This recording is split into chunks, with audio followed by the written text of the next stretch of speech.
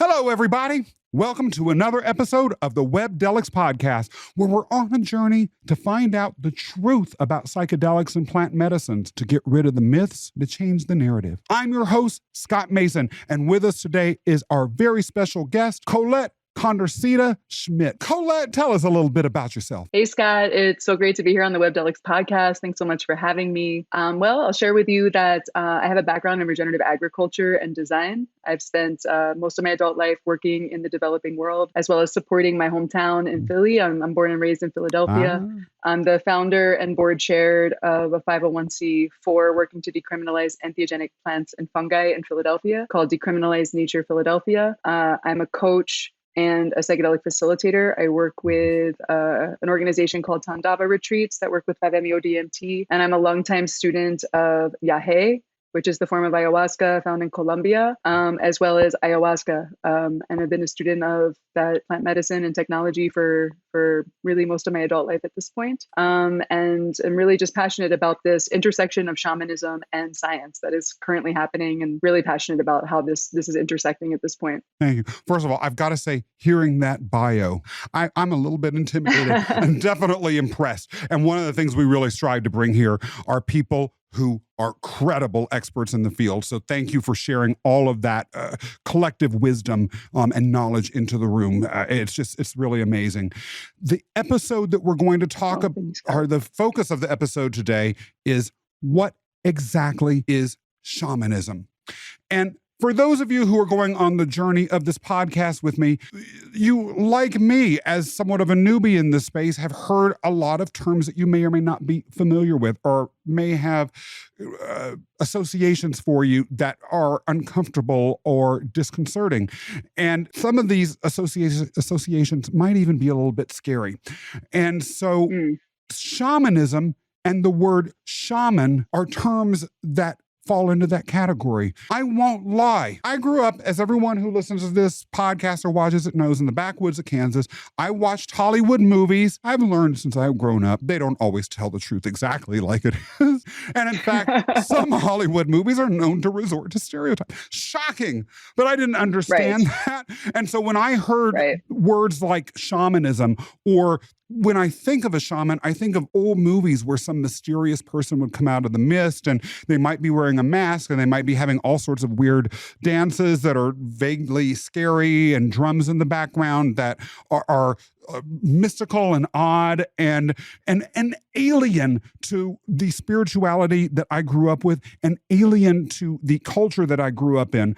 So one of the things that I just want to get clear about, and again, just based on this Hollywood knowledge of what a shaman is whether shamans really are just priests, because that's a term I understand, or ministers, or religious officials, but just for other indigenous society based religions. And if so, is that all there is to it? And if they're not really the same, how are they different? What are your thoughts on that?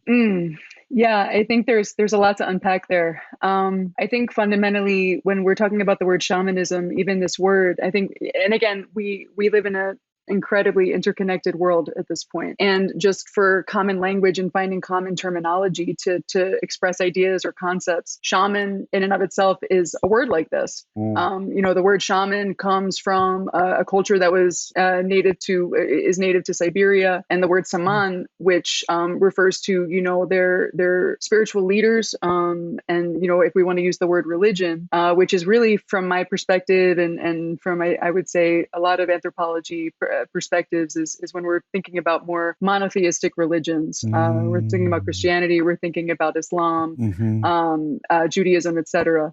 And so the sort of these dominant world religions that are codified through certain spiritual texts, there are appointed leaders that are basically the individuals that have been chosen to interface with these codified texts that have been, written who knows how long ago by really fundamentally who, and that the individual who is a priest in the context of, let's say, in a Christian, a more sort of Christian oriented faith, is their role to be this intermediary person, right? And so through customs, through practices, also through really even more so, I would say, symbolic sacraments. For example, when you go to church, you're drinking the cup of Christ, which is wine, etc. that there's these symbolic sacraments that are happening that are connecting individuals through God, but through like an interface of practice. Shamanism as a concept is incredibly diverse. For me, really, most of my experience has been with American curanderismo, and the word curanderismo is really is a Spanish word that is really the sort of the act of healing, and that's sort of encompassed in that word, right? Like an individual who is a curandero or a traditional healer. That again, so when we're kind of diluting this down, each particular culture that we could put into that category of shamanism and or perhaps animistic cultures, and they oftentimes overlap, and it can get quite detailed in how you're parceling all of these things out, let's say. But each culture has their own practices, their own really study of nature from my perspective. However, I think that when we're talking about shamanism as a concept and as a practice, the way that this is fundamentally different than Christianity is that in shamanic practices and traditions, that there is an understanding and awareness that there is I don't like to use the word energy. In a lot of different shamanic cultures, especially in the ayahuasca basin, they don't necessarily think about spirits in, let's say, in a boa or in a or in a jaguar. They think that it's this combination of that there is an actual entity in there. There's a personality in there. In the same way that we are human beings and you and I have know each other, et cetera, we have a relationship, that there are relationships in nature that we can build connections with. And that an individual who is in their culture, who is in that relationship with nature, has the responsibility of interfacing and understanding nature in these varied ways. And from my perspective, a multi-dimensional way, one very practical of like having an actual relationship, just as we do with human beings. Right. But that there's also sort of these interdimensional ways that we can interface with these beings. And so when we're looking at plant technologies, for example, like ayahuasca, this is a way that we can use this technology to basically interface with these different beings that are in nature that we're building relationships with. Just like how you might have someone on, I don't know, like hypothesizing, like, let's say you have a neighbor that like, I don't really like that neighbor over there, and we don't have a good relationship, and maybe I stay away from them. By the way, but that's another conversation. Right. We all got that neighbor, right? We all got that neighbor, Scott. So, I mean, and then, so it's like building these relationships, and then the relationships are on an individual level, and then they're on a cultural level, that are starting to get understood and studied together. So, a shaman is someone, or a curandero in this instance, might be someone that has this ability to interface in these realms, and is also simultaneously the individual that, and again, I'm very much generalizing here. So, all y'all who are listening, that this is of course very particular depending on context, et cetera, and culture, but that the individual might also be the individual that is responsible for doing different types of healing work. And there's also this aspect too, that in many different shamanic cultures, that there is an energetic component to different physical or cognitive, what we could call diseases. So then this is a whole other perspective of how the framework is different, whereas a priest might not necessarily be in that type of role. So that's just a little bit to share with you. Really, really interesting. And I actually found some of that revelatory. So thank you. It's going to lead into the question I have after this question. But before we get into what that question after this question is going to be, I do want to sidetrack a little bit. An interesting terminological choice that you made was describing the plant medicine or the psychedelics, as we are using the term in common language, as technologies. What does that word choice represent? Why'd you say it that way? Yeah, it's something that I'm starting to share a bit more around, what's interesting about this, again, this integration between the global north and the global south with looking at entheogenic psychedelic plants and fungi in nature. Entheogen means that of God within. So, my organization that I shared that's working to decriminalize these tools, we have, there's different classifications of entheogens in nature, ayahuasca, psilocybin-based fungi, et cetera. These are in that entheogenic category, right? However, when the global north is now looking at these tools, what's happened is that because, yes, for sure, individuals who take ayahuasca, oftentimes with right set and setting, when they're using it for the purpose of alleviating depression, there's tremendous results behind that, right? And so it is a medicine. However, it is also a sacrament. It is also a tool to study nature. It is also a tool to, for many, many ayahuasca cultures. And again, there's so many of them, and the actual investigation. One of the individuals that I work with, Don Alberto Yarlecki, who's based in Mexico, talking to him about his cultural practices growing up in an ayahuasca Quechua culture have never been documented. And he told me that there's been times where he's spoken to anthropologists, and they're like, well, what you're telling me about what you did, it doesn't make, that doesn't exist. Like, I'm telling you, I grew up in that culture. Yeah, like, what do you mean? So it's, but I digress. But it's this concept of, oh no, ayahuasca is a medicine. It's a medicine. You take it and it's going to heal something. And ayahuasca as a tool, I think about it as a technology because it works much more mysteriously than that. And I think there's also the concept too from the global north of you take this thing and it's going to heal you on the other side. And that can be really complicated when we're talking about and I really prefer to call them technologies at this point. Of course, I use the language around medicine. They are, but they work in these multidimensional ways that are not always on a linear timeline that capitalism wants medicines to work on. So for individuals that are interested or curious in these technologies or these medicines, however spiritual sacraments, there's lots of different ways to frame it. And also even the word spiritual. I was just listening to Jeremy Narby speak about this, who is pretty much one of the top leading anthropologists in the world, who has done extensive research, has amazing books about this concept of calling ayahuasca a spiritual tool, and he's got complications with that. So it's interesting to think about this, and I think that when we're thinking about this integration of the global north and how we're shifting the awareness of these tools, it's important to really, as much as possible, be considering indigenous context of these things. And it's not always easy. Yeah, but it's actually really interesting. And what you're beginning to tap into is some of the things that have come up in other episodes that have been released already. For instance, we had an episode with a gentleman named Owen Fitzpatrick who talked about the relationship of psychedelics to religious belief, what drives religious belief. This ties directly into some of that conversation. With another guest,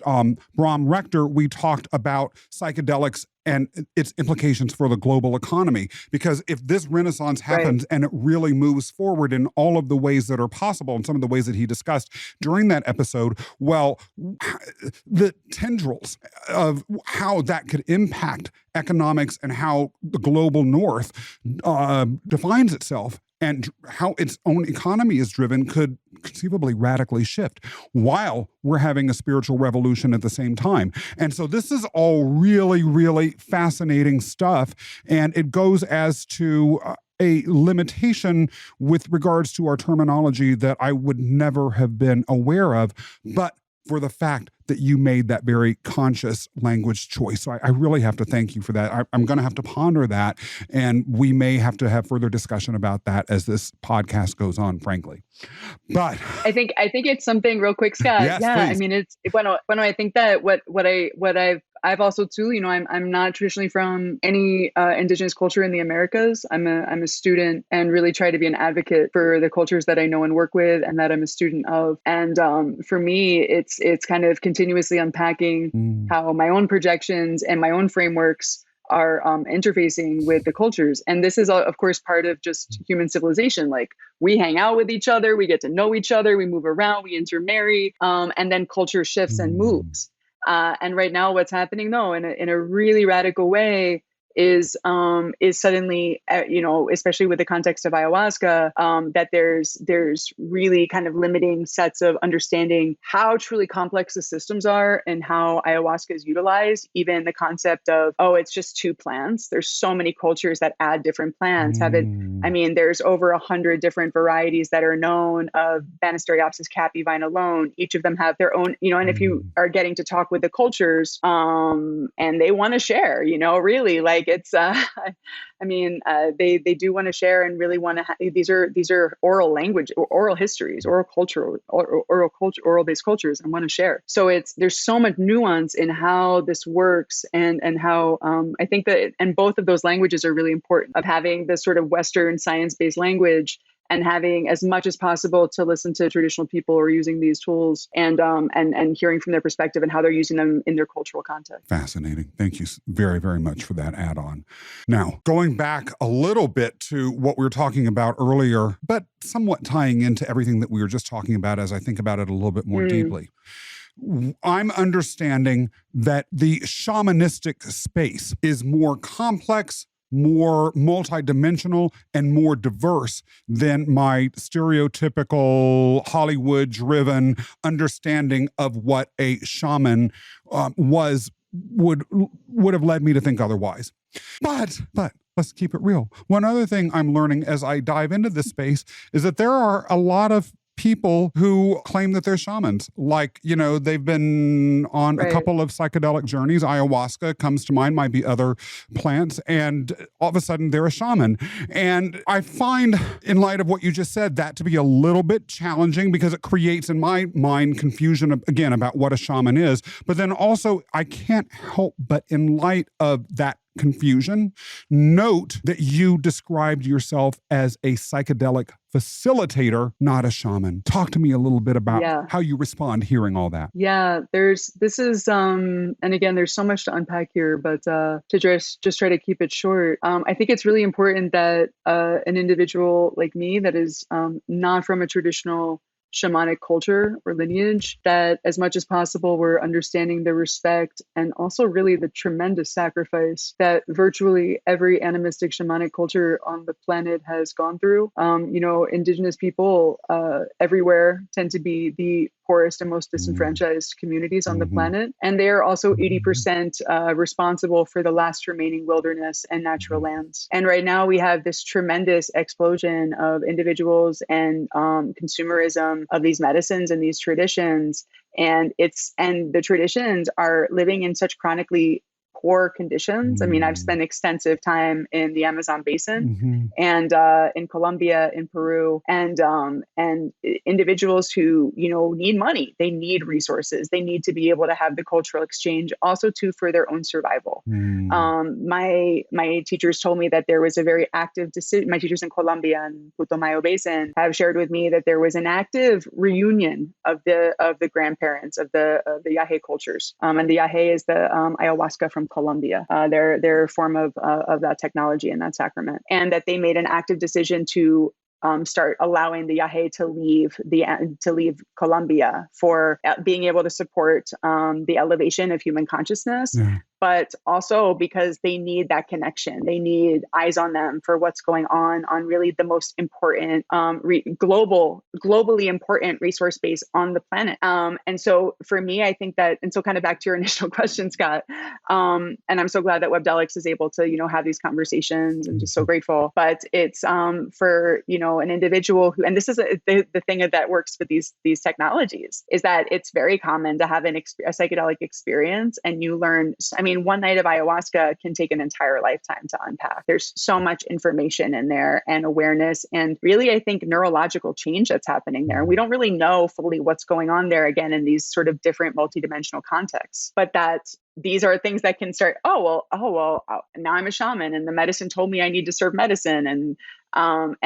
And these are common constructs that happen to people. And it's not to say that those are wrong, but it's to say that always, from my perspective, as much as possible to honor traditional cultures that are carrying these tools and the fundamental sacrifice that they've gone through colonialism and Spanish Inquisition, all of it, that there's a big distinguishment there. And at the same time, like an individual's spiritual practice, practical practice in life, and what I've shared with you too about, which we're going to talk about, thinking about our neurotype in these different ways, and sort of what I consider a shamanic neurotype. Yes. That can express itself, that I think it's better that we kind of keep things separate a little bit more. Great stuff. I love it. Now let's talk a little bit more about this Hollywood stereotype. I don't know why I'm so obsessed with this Hollywood stereotype. Maybe because Oh, go ahead. Scott, and this is to just share with you quickly, the Hollywood stereotype is important because when Christianity became really the dominant world religion, hundreds of years ago, and Christianity is very interesting because it's infiltrated really a lot of the cultures that I work with. A lot of them have, they've had missionaries there for hundreds and hundreds of years. And so there's been this interesting fusion that's happened in a lot of different ways. Oftentimes I've seen Jesus Christ on the mantle of different traditional curanderos altars, you know, like this is something that's very, again, a cultural exchange that's happening. However, the Western culture's perception of shamanism and animistic cultures has always been, generally speaking, that they're evil, they're dangerous, they're scary, they're othered, and it's also helped fuel the very ease of being able to eliminate them. Well, because when we don't relate to people, it's much easier to destroy them. I love that you actually framed the last part of that comment that way, because it goes to exactly where I was going, which was, I love horror movies. I love being scared out of my mind. And where I would see these representations of shamanism were always within some sort of horrifying or scary context. It wasn't designed in the movies that I watched, at least, to portray a sympathetic exploration into the culture and traditions of another society. It was more like, okay, you're entering into a place that's weird and dangerous and bad magic may happen, and you better watch yourself, and you'll be lucky if you come out alive. And by the way, everyone dresses funky. And so what you're talking about then with regards to our Western religious cultures coming in and then dominating during the takeover of these earlier societies by imperialist powers. Yes, some fusion has occurred in the religious traditions, but this othering that you're talking about is what permeates at least the cultural impression that I had of shamanism, that I'm thinking about these sorts of things from. Why do you think this pathologizing of shamanistic traditions came about? Was it literally just to stamp it out so that religion and resistance to the conquering cultures would be gone, or is there more to it than that? Yeah, Scott. I mean, I think that I personally think that if we were to go back to the origins of it, that's exactly it. And it's not, I mean, if you look at the history of humankind, that the aspect of colonialism, it's pervasive across the planet. Mm-hmm. Indigenous cultures are not outside of that either, you know. And so I think that there's like this concept that you know, I see kind of permeating between even individuals who are kind of like taking up shamanism or this type of thing, as it's like, oh, it's like this exotic tradition and like it's got all the answers. And no, I mean, there's I think that there's a lot of benefit and a lot of challenge in sort of the more Western mindset of things, as well as a traditional shamanic mindset. And it's a matter of how we can best sort of understand both of these languages, so to speak, and to be able to be versed in them, especially as more integration's happening. I do tend to think, though, that it's 100% easier to dismantle a culture for their resources when you other them. And that's fundamentally what's happening in the Amazon right now. It's been happening there forever. Since Spaniards came, and we're at this peak issue though right now with climate and peak population, and the infringement of the Amazon is in a critical state. Yeah. So Indigenous people there are on the front lines. And I think that part of when we're talking about this sort of radical, you know, this psychedelic renaissance that's happening is, for me, it's like how many resources can we get to those people to really help preserve those forests that are the center of so many different plant technologies, and also the center of how we can live here on the planet Earth fundamentally. So. Okay, we're going to have a whole other podcast episode about that, and that will be fascinating. Thank you for raising that. Behind what you said a little earlier in that series of comments, though, is something else, which is not really, in my experience, and speaking for myself, taking seriously the framing of the world that I live in. It's interesting. When I told some friends of mine that I would be hosting a podcast about psychedelics, several friends said, I'm not into that sort of stuff. I'm only into remedies that are natural. Right. And I was like, okay, that's interesting. I was unaware that mushrooms were some unnatural technology. And I said that in jest, but then several of the people that I was talking to were like, oh, yeah, you're right. I was just framing them that way because of the political narrative that we've had around various different types of substances, some of which are drugs and bad, others of which are of a completely different nature. Now, what you're talking about is even framing how we view the spiritual or these other multidimensional practices of different cultures in a way that we may not even understand as othering, but we may actually benefit from integrating into our own experience, especially when you consider the fact that the motives for some of this othering might not have necessarily been in the best interests of anyone alive today, conquering, for instance, another people. And so this goes as to then the next question that I have for you, which is, there is, as you mentioned a few minutes ago, a long history at this point of monotheistic Abrahamic religious traditions in both the global north and the global south, particularly in the Western Hemisphere. And when I think about how you're describing shamanistic traditions or the shamanistic experience, I can't help but think about some of the experiences that I even grew up in the global north, in a religious community that might be seen as shamanistic. So for instance, a lot of the fundamentalist churches that were in the community that I grew up in would have people, including sometimes in the one I grew up in, would have people standing up. They would have these experiences that appeared to outsiders to be out of body. They would speak in tongues. You would also have other people where they were what charismatic Christians, speaking in tongues and literally rolling around in the floor and having a whole other set of experiences that are beyond what mainline Catholicism or Protestantism might describe as authorized spiritual interfaces with the divine that are through, like you mentioned, these intermediaries like priests or ministers. Yet they're treated differently. We don't say, oh, someone is having a shamanistic experience in the Pentecostal church down the street. We don't other them the same way. Why is there that difference? What does that mean for how we're perceiving shamanism today? Now, Scott, I will speak to the fact that, when we're talking about, at least let's talk about Amazonian-based curanderismo. Yeah. That when there's been this sort of fundamental polarity in how Christianity looks at cultures that are using what could be described more commonly as witchcraft, or more commonly in these ways that are, again, it's like studying these different energetics in nature and using them in different ways. Something that I think is kind of funny is that when we look at, perhaps in the context of what you're sharing about like the charismatic Christianity, but I mean, I'm sure and many of the listeners know as well as I do, a lot of the stories around just how different these mega churches, the money involved, manipulation involved, child abuse involved for lots of decades, that kind of regardless of whatever the faith is, that when there's kind of unchecked aspects of power dynamics that are displaying themselves in any society, which happens all the time, that things can get weird. And so when there's also codified sort of practices around that, however, kind of back to your point, brujeria and what we could call like witchcraft and kind of understanding energies and using energies in these different ways, for on this side of things good, if we wanted to say that, on the side of things not so good, and everything in the middle.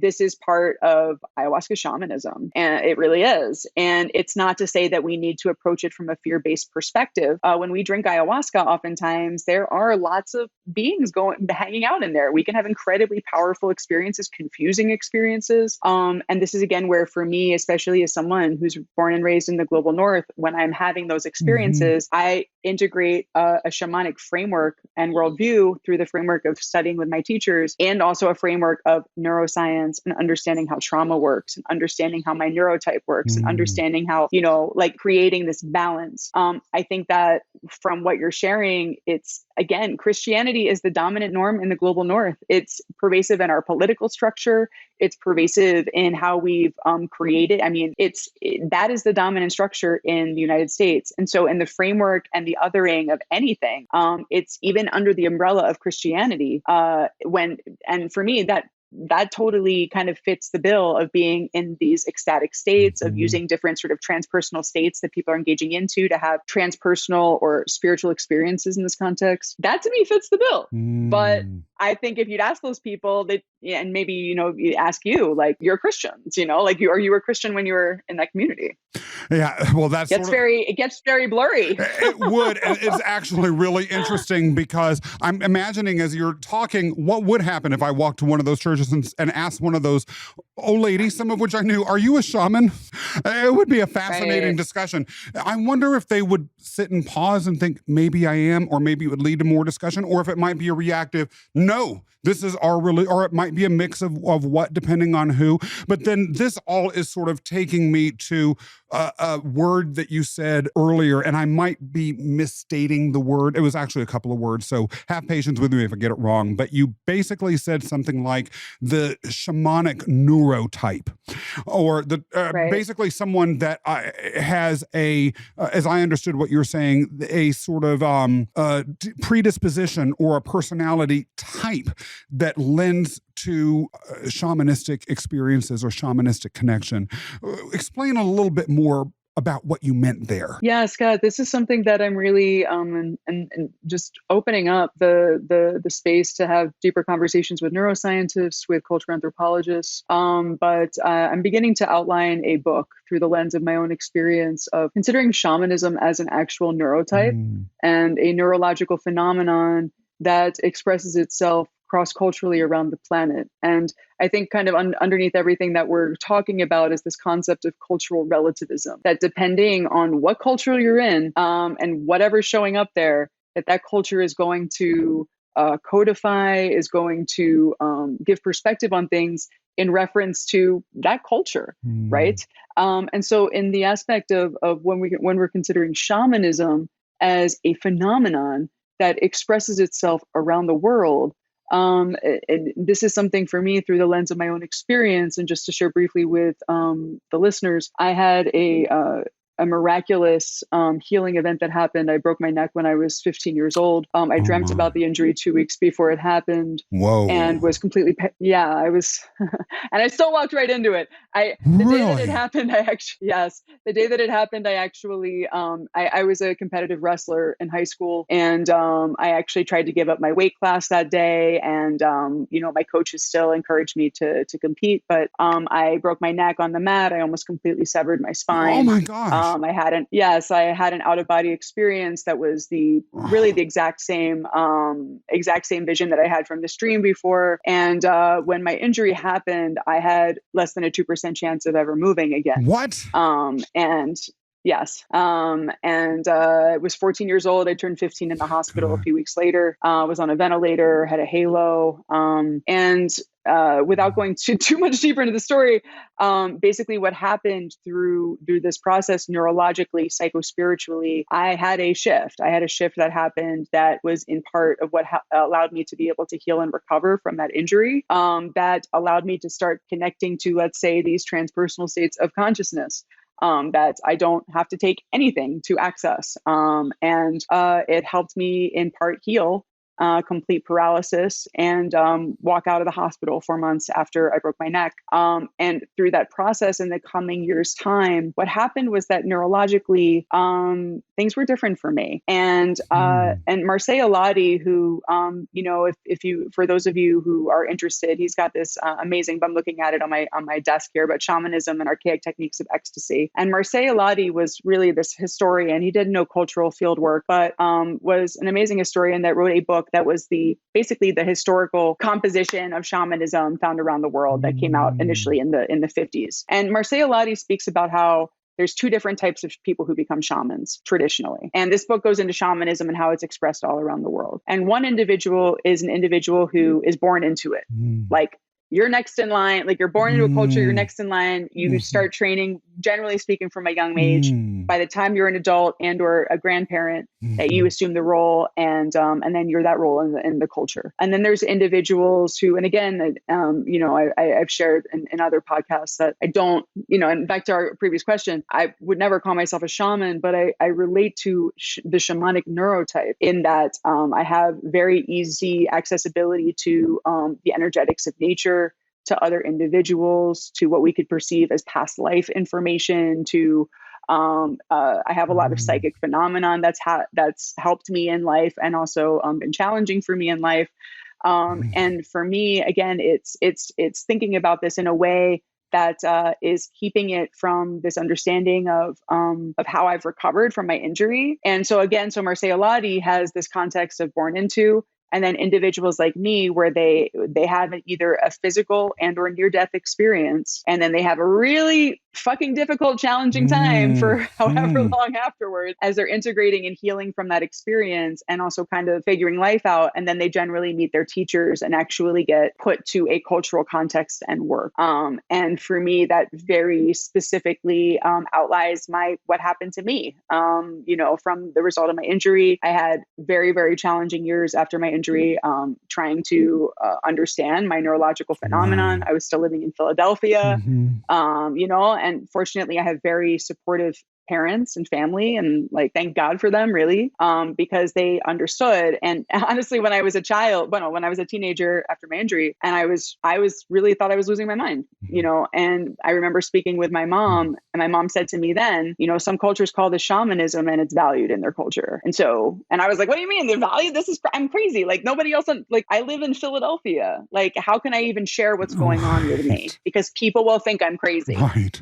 And it was a lot of just hiding and trying to be normal and trying to blend in and fortunately I have executive function. I was able to go to school, I'm able to work, et cetera. I was able to get out into the world. A lot of individuals don't necessarily have that ability, that when different types of neurological, psychological phenomenon is happening, this kind of comes in the difference between when we're talking about neurotyping and neurological phenomenon versus pathologizing and saying that what is going on for you is wrong, is bad, we need to cure it, it needs to stop it. And just even the shame and the guilt that's associated with that causes a lot of complications for people. And I work as a coach and as a facilitator with many individuals that I myself and or they would consider neurodivergent. And so when so many different neurodivergent people are coming to work with these tools for quote unquote healing, that in and of itself is a context that I think we have to really explore and understand better.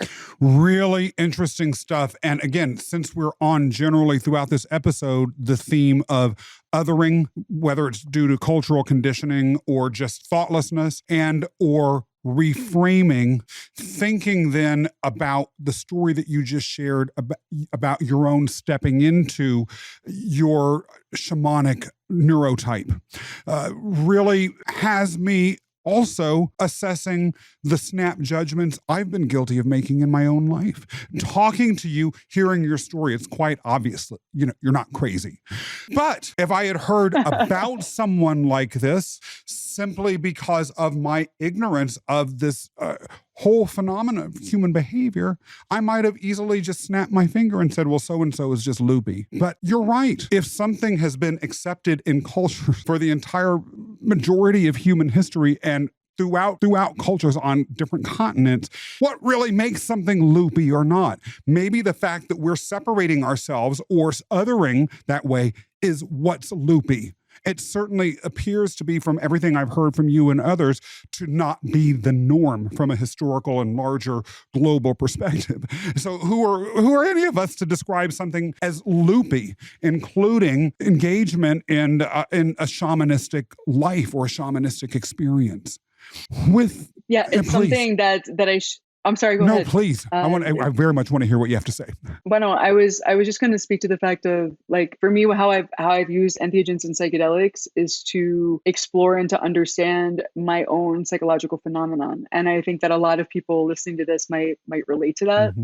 As a result, though, I work with these things in a delicate way. As I get older, it's something for me that I think that when we're really unpacking what we're trying to heal, like this concept of healing, that we can kind of get into this like competitive healing culture,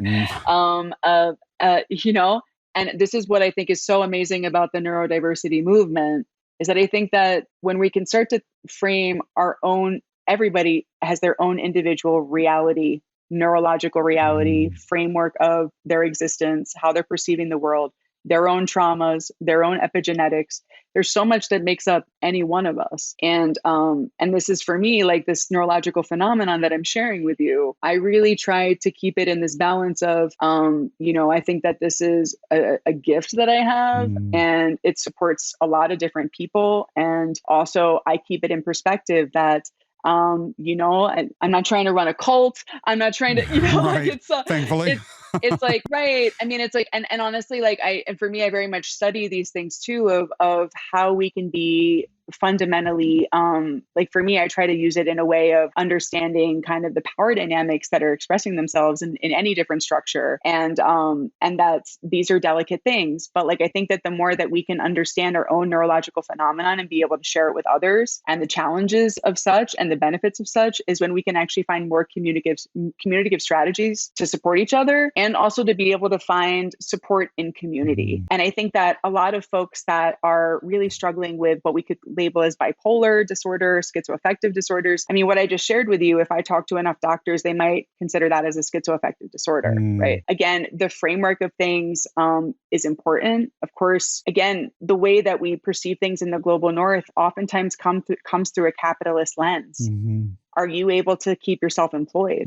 Are you able to buy a house? Yeah. How much money do you have in your bank? What kind of job do you have? And individuals that are neurodivergent sometimes have challenges with that because capitalism's crazy, and being able to stay in those systems is very challenging. So I think for me as a facilitator and as a coach with these very powerful tools, I really try to teach people about self-regulation and co-regulation, and creating supportive structures for reframing what's going on, doing polyvagal work, being able to self-soothe their nervous system. Psychedelics are amazing, powerful tools, and they really need to be in combination with how we can support our nervous systems all of the time. And for us neurodivergent people, it can be challenging. So we have to kind of turn up the dial on that. One final question. As someone who is listening to or watching these episodes, psychedelic journeys or experiences with plant medicines may be something that someone who is curious is beginning to consider more seriously. Now, many people will not. And as practically all of the guests have said, it's an individual decision. There are risks associated with it, all of which need to be considered, and what and who and where one goes, all that sort of stuff needs to be done with intention and not just flippantly. Certainly not with my brother from another mother, Shane, who lives 3 blocks away and has a dirty basement that he does ceremonies in. Right? Don't do that, please. If you're listening or watching, just don't. But one thing then, after all of this, if someone says to me, I know a shaman, do you have any thoughts about how I, as someone who's curious, might want to respond? Or are there questions that I should ask? Or are there things that I should explore? Wait, Scott, I'm sorry, I lost the question. What say that again? Thank you. No worries. Just the last piece. If someone says, if I'm curious about having a psychedelic journey or a psychedelic experience, and someone I know says, I know a shaman, in light of everything that you've said before, are there things that I should consider? Yes, I think that there's a lot of benefits as well as challenges with working with, again, okay, so I don't know about like Shane the shaman who might be living a few blocks from you, right? If Shane's calling himself a shaman, don't again, trust that's him. The world we live in right now. Right, okay, don't go to Shane. He's shady. But don't go to Shane. So again, this is for me, whenever we're working with these tools, I really encourage everyone listening that as best as possible to try to balance perspective. I'm speaking of, right? Like, and so when we're working with traditional people, we're working in their cultural context. We're working in their framework. We're working in their cosmovision. That has a lot of beauty and benefit. And when we integrate that, when we have to come home, we go back to New York City where you're at, we got to go back to Philly. When I first started drinking medicine, and, landed back in Philadelphia, it was incredibly challenging.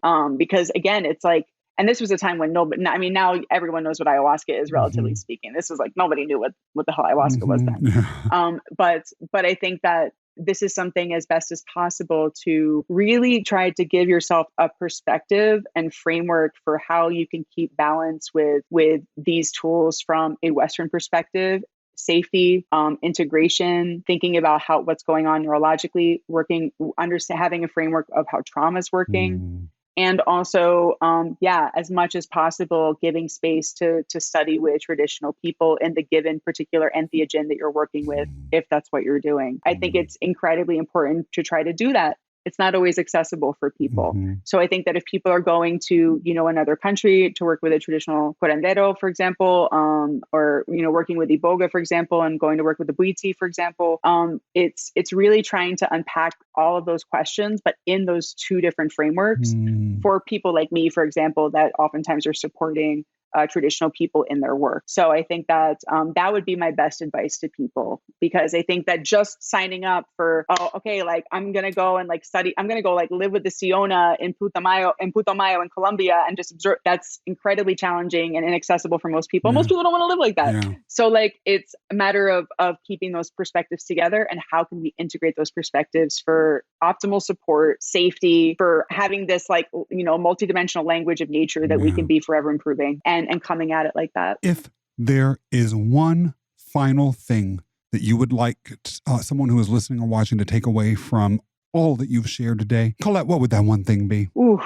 To really go slow, for those of y'all who are interested in these tools. I think that these tools work in really amazing and powerful ways, but to really just go slow and to, people talk about integration. Integration's amazing, but I think about 80% preparation. Wow. And so that's how I work with people at this point who are coming to these tools for the first time, is giving them that basis of self-regulation. How are they co-regulating? How are they able to frame their reality? Are they supported in life? Are they safe in life? Because these tools don't solve all your problems and they're amazing and beautiful, but they open up a lot of information.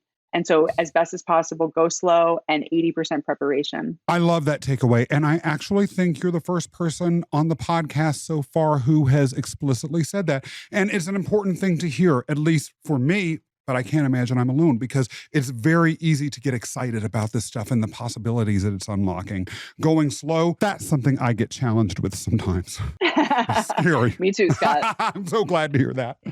So, Colette, thank you so much for your time today. It's been amazing having you on the show. How can people find out more about you? So y'all can come and visit me at condormedicine.com. That is my website. I'm at Condor Medicine on Instagram. And you guys can connect with me there. And of course, through the Webdelics platform, it's been great to be here on Webdelics. So thank you all so much. Appreciate you, Scott. And I think a lot of people may just have to connect with you on those places. Well, that's what you get for being on the Webdelics podcast.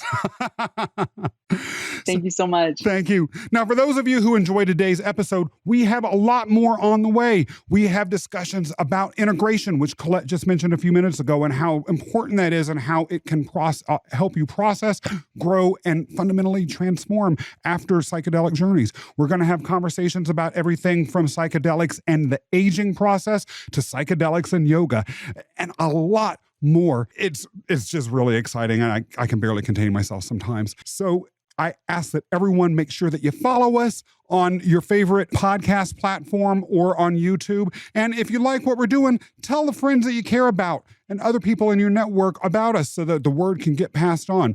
Also, be sure to leave us a positive review on your favorite audio platform, as well as some positive remarks on YouTube.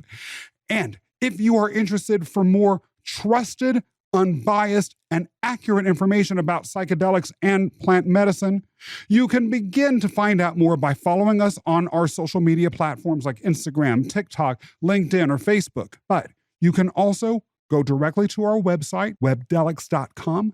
That's WEBDELICS.com. Sign up for our blog, read the excellent material we have, and above all else, come back next time for another episode of the Webdelics podcast.